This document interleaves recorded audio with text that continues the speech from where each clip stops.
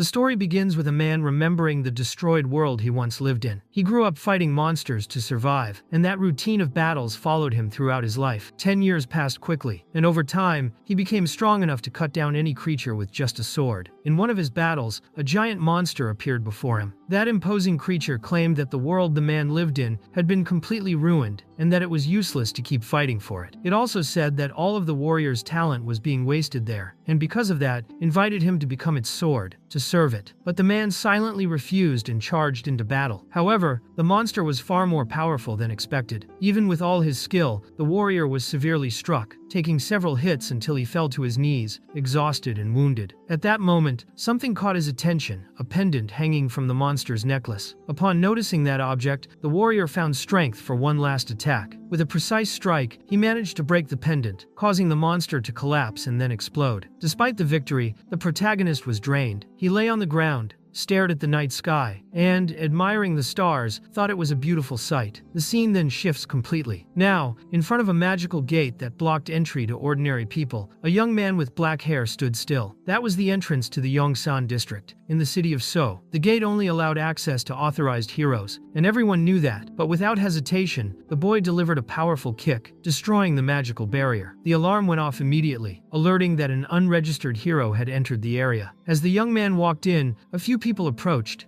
intrigued by his presence. The uniform he wore didn't resemble that of an official hero, nor even a porter, who usually wore more casual clothing. The backpack he carried also seemed odd for that environment. Because of that, some assumed he might be a naive porter who had been abandoned by the heroes he came in with. The group began to comment that if he had entered there just based on what he saw on television, it was a suicide mission. They recalled that to participate in a hunt inside a gate, one needed an official hero license and had to pass training tests. That gate, called Nansan, was ranked C. If the boy was just starting out, he should have looked for something weaker, like an F-rank gate. Despite the warnings, the young man didn't seem to care. That irritated some of the heroes, who labeled him as someone who completely ignored important warnings. They knew that place was nothing like what people saw on television or the internet, and that the boy would pay dearly for his recklessness. Suddenly, a monster appeared before him. But instead of panicking, the young man dodged the attack with impressive ease. His eyes glowed gold, and, as if time had never passed, he thought to himself that it had already been 10 years since his last battle. With a single punch, he crushed the monster's head, showing brutal strength. Then, he took the weapon the creature had been using, and extracted a low-grade magic stone from its body. Even though he used to disregard those stones in the past, he now kept them. In the next moment, 2 other monsters appeared behind him. Without wasting time, he threw the magic stone at one of them and blew up its head. It was clear the protagonist was direct and lethal. Even in the midst of chaos, his demeanor remained firm and determined, and his strength surpassed the norm. Meanwhile, outside the gate, the heroes wondered if that boy would end up dying in there. A woman expressed concern, but another hero questioned why she cared so much. He said that if the young man was an intruder, the control center agents would soon be on their way, and as long as he didn't provoke the monsters first, he might get out alive. But contrary to what they thought, the boy wasn't waiting to be rescued. He advanced alone, brutally defeating all the monsters he encountered along the way. After defeating all the surrounding monsters, Dojan checked the items he had collected. He had gained 3 more magic stones, but quickly realized the haul wasn't as good as expected. So far, he had gathered 12 low-grade and 16 mid-low-grade stones, which wasn't much by his old standards. As he assessed his gains, agents from the gate's control center found him. They approached, demanding he show his hero registration card. They informed him that if he wasn't registered, he would have to leave the area immediately. But Dojan ignored the warning, turned his back, and began to walk away calmly. The agents insisted and threatened to handcuff him if he didn't cooperate. One of them grabbed his arm, explaining that if he resisted, he could suffer physical injury, and it would be better to resolve things peacefully at the control center. Without showing any concern, Dojan easily broke free and grabbed the agent's arm, warning him not to bother him again. That was enough for all the agents nearby to prepare for a fight. Observing their equipment, Dojan noticed one of them was using a grade 4 magic staff, something that might be useful against an orc. Even so, he remained calm and declared that this was his final warning. If they didn't want to get hurt, they should back off. However, the agents advanced, and in just a few moments, they were all defeated in a humiliating manner. Dojan's superiority was clear. With nearly all the men down, he approached the only agent still standing and asked if registered heroes were allowed to remain there. The man replied yes, as long as they didn't commit any crimes on site. Dojan then asked about the rift zones, recalling what he knew about them. These events had occurred all over the world, opening mysterious passageways through which unknown monsters emerged. The materials obtained from defeating them were used as new energy resources. Because of that, the government strictly controlled those locations. The monsters remained confined inside what were called gates, where the country had full control. Rift zones, however, which appeared outside these gates and were not entirely stable, remained as unknown and dangerous areas. Dojan wanted to know if no matter which gate he entered, he would always be pursued. The agent confirmed that he would. If a registered hero entered without permission, he would be automatically reported to the control center. Furthermore, the Hero Association wouldn't ignore such an infraction, especially since rift zones required more care than regular gates. Despite all that, Dojan didn't care. Instead of continuing to listen, he simply grabbed the agent's face and threw him away. As the man got up, he swore that next time he would kill Dojan. But the protagonist was already far off, lost in his memories. In the next moment, a flashback revealed the moment he lost consciousness. He felt as if he were being pulled into death. When he opened his eyes, he saw the body of a boy and heard a question. The young man with black hair introduced himself as Seo Dojan. At that moment, Dojan was also dying. He asked for his final wish to be granted, promising that if it was, he would disappear quietly. The blonde protagonist explained that he didn't want to die, but he also had no regrets. For 10 years, he had fought with all his heart, but in the end, he was betrayed by a comrade he trusted. His country was completely destroyed, his friends had died, and his family no longer existed. There was nothing left to be done. The real Dojan also seemed to be in the same hopeless state, but still expressed his wish for his grandmother and Eong to survive. The protagonist wanted to know what Dojan's final request was, but before he could get an answer, the scene changed again. Now, the setting was the former Gasan Digital Complex, which had become the Hero Complex, a place where monster byproduct trading had surpassed the activities of the old tech companies. Dojan walked into a specialty shop, interested in selling the magic stones he had collected. When he showed the items, the clerk was shocked by the quantity and the condition of the stones, which were still stained with blood. He asked Dojan to wait while he sorted them. After some time, the clerk returned with a report. There were 12 low-grade magic stones, 16 mid-low-grade ones, and 5 more that ranged between low and high level. Since the store's commission was 40%, the net amount Dojan would receive was 5.46 million won. Dojan had no interest in handing over 40% commission to that store. The clerk, trying to persuade him, explained that they usually charged 45% and were offering a lower rate out of courtesy. He also said that if Dojan wasn't satisfied, he could try selling the stones elsewhere. Without showing any concern, Dojan gathered his items and prepared to leave, but the clerk stopped him, saying he would have to pay for the sorting service. In addition, he charged for the coffee Dojan had drunk, and for the clean towel he used to wipe the blood off the stones. The total bill was 360,000 won, 300,000 for the appraisal, 10,000 for the coffee, and 50,000 for the towel. Dojan calmly said that he didn't have any money to pay for that. The clerk then tried to intimidate him, saying that some rank C heroes were supporting the store. Soon after, some men showed up to pressure the boy. However, the intimidation attempt didn't last even a second. Dojan quickly humiliated them, defeating everyone with ease. Without losing his composure, he declared that from that moment on, the store's commission would be only 1%. He also added that the clerk would handle all future transactions properly. After imposing his condition, he left the shop. Changing scenes, Dojan handed over all the money he had earned to his grandmother. The amount was so high that the two women in the house were shocked. To explain where it came from, Dojan said he had once lent money to a business friend who had since become successful. As a sign of gratitude, the friend had paid him back with interest. When the grandmother asked who the friend was, he replied that it was someone from the place where he grew up. The little girl who was present became ecstatic, saying they were rich now. At that moment, Dojan remembered the words of the real Seo Dojan, who, before disappearing, had made one last request. He wanted his grandmother and his sister Eong to live at least once in a safe place. The protagonist reflected that he didn't even have time to respond before waking up already inside Dojan's body. The safest house in Korea, according to current market prices, cost 110 billion won, and he didn't feel obligated to fulfill such a one-sided promise. Still, he believed that if his original power fully returned, that amount would be nothing. To him, the rifts, gates, and monsters of that world were weak. Everything there felt like child's play. After all, not even 1% of his true power had returned yet. That was when someone knocked on the door. Upon opening it, Dojan found two men demanding payment payment for a debt of 48 million won. They were loan sharks who had lent money to the real Dojan, with the first 5 million used to pay his grandmother's hospital bills, but the debt had multiplied over time. As they explained the debt, Dojan punched one of them so hard he flew across the room. He said he had already paid 9 million, and that he was the one who should be getting paid. The blonde man was stunned and asked if he was really CEO Dojan. In response, Dojan simply told him to inform the boss that they would meet soon, and with another powerful punch, he sent the man flying. The scene shifted again. Lee Yun-young asked excitedly if she could buy a doll. Dojan replied that since they had already bought clothes, she could now choose whatever she wanted. He reflected that, by sharing memories with the original Dojan, he had ended up being influenced by them, losing some of his cold emotions. The real Dojan had always been kind to his younger sister, even though she was the daughter of another man. Soon after, Lee Yun-young asked if she could also buy a stuffed bunny, and he said yes, she could choose whatever she liked. Later, while they were eating at a restaurant, a woman recognized Dojan and began to criticize him. She said that in those plain clothes, he didn't look like anything special. She wanted to know who was with him, and insinuated that the girl beside him had caused trouble for her mother. When she asked the girl's name and heard it was Lee Yun-young, the woman made cruel remarks, saying that dressed like that, she looked as messy as her mother. These words deeply angered the protagonist. The woman even went so far as to ask if the girl knew the meaning of the word promiscuous, directly insulting a child. Furious, Dojan stood up and thought the woman was horrible, like an orc. He remembered that the real Dojan had grown up as an illegitimate child in extreme poverty. At the age of 7, after his mother's death, he was finally taken in by his biological father's family. Dojan lived another 10 years, being despised and discriminated against by everyone around him. After the birth of the son of his father's main wife, he was completely ignored in his own home. With no more place there, he ended up moving into his maternal grandmother's house. It was there that he met a half-sister for the first time. While reflecting on his own situation, he wondered what kind of treatment Dojan must have endured over the years. However, now everything would be different. Standing up, he said that they had lived together for 12 years, but that girl was still extremely unpleasant. Besides being ugly on the outside, she also had a horrible personality. She was so lacking in intelligence that she couldn't even keep up with her studies. At that moment, the girl's mother entered the room. When she noticed that Dojan was humiliating her daughter, the girl tried to complain, but her own mother rudely told her to shut her mouth. Then she turned to Dojan with a kind tone, asking if he was okay and saying it would be nice if he came home from time to time. But Dojan thought that all that kindness was just hypocrisy. After all, she had intimidated him for 12 years. Now, she said that his father cared so much about him that it made her sick. Tired of listening, Dojan told her to get out of his way immediately. The woman then turned around and left, still surprised, wondering if that was really the same Dojan from before. Inside the car, the daughter, irritated, asked why her mother hadn't humiliated that bastard. The woman then turned to manager Lee and asked why Dojan was still alive. Lee explained that according to the reports, the man named Kang had indeed left Dojan at the gate as planned. The woman confirmed angrily that it was true and wondered how he could still be alive after that. The daughter, shocked, asked if her mother was really trying to kill Dojan. The woman then asked if the girl still liked him, which left her embarrassed. Trying to hide it, the girl quickly denied it. The mother then grabbed her daughter's face firmly and told her to be quiet. She said she would take care of everything and would definitely find a way to get rid of Dojan. The scene changed and showed the world they lived in. 10 years earlier, rift zones had appeared in various regions, and monsters started coming out of them, causing the deaths of thousands of people. The planet was thrown into absolute chaos. However, with the appearance of heroes, the situation began to improve. It was discovered that the monsters left behind magic stones, which began to be traded. These stones quickly replaced traditional energy sources, and countries invested everything they had to turn the rifts into gates. As a result, the entire global industrial structure began to revolve around the gates and the heroes. In other words, anyone who wanted to make money had to become a hero. Now determined, Dojan went to speak with the boss of a group of loan sharks. The man was furious, asking what he had done to his subordinates and how he had dared to hit one of them. Dojan calmly replied that, no matter how much he thought about it, he felt completely lost. The boss didn't understand what he meant by that. Dojan then explained that he had suffered many physical, mental, and material damages because of them, and now he believed it was only fair to be compensated for all of it. The boss realized that Dojan had completely changed. His personality was different, as if he had awakened inside a gate. Even so, the man still tried to assert himself, saying he had many subordinates who could put a rank D in his place, and that, since Dojan was just a rank D, he would be easy to deal with. Unshaken, Dojan told him to sit down because he wasn't finished talking. The henchmen moved in to attack him, but Dojan defeated them all quickly, making it clear he was no longer the same. He mentioned having heard rumors that the group forged identities and said he needed a perfect fake hero ID. He wanted the document ready by the next next day, without any future risks. His display of power scared everyone in the room, and they began to wonder if he really was a rank D. Based on what he had shown, maybe he was even a rank B. The man named Hong Hee-ju,